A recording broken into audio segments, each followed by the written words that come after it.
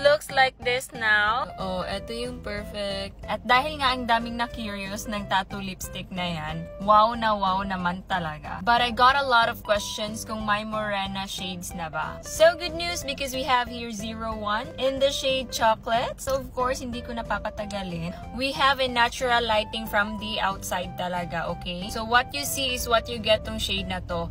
And to those who are curious as well on how to use this tattoo lipstick, then okay, watch this video. Okay, you just have to apply it directly to your lips. Like this, and then do it on the upper lip. So, it looks like this now. So, just leave it for like 5 to 10 minutes. Mas mabuti yung hindi kayo nagtotalk, okay? Since, sinishare ko sa inyo kung paano siyang gamitin, kaya eto, nagsasalita ako. So, you can put this on while ayos nyo na yung hair nyo, or yung mata nyo, or nagbablush na kayo, ganito, ganyan. So, ipipil ko to in a bit. So, ayan, nakikita nyo, nagda-dry na talaga siya. And I am actually excited with the result kung babagay ba yung shade sa akin because this is my first time na itatry ko tong shade na to. Parang nasa 5 minutes pa lang ako pero ganito na siya ka-dry.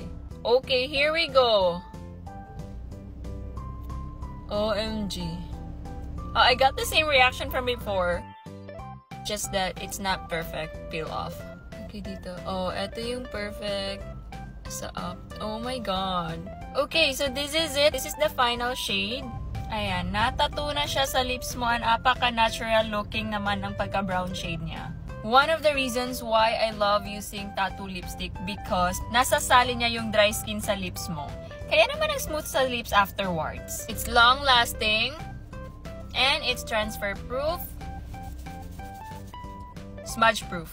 And that's why it's called tattoo lipstick. By the way, it's still from Kim Muse. It is their peel off lip liner stain. If you are liking the shade this time, then just get it on my yellow basket. It is worth the purchase.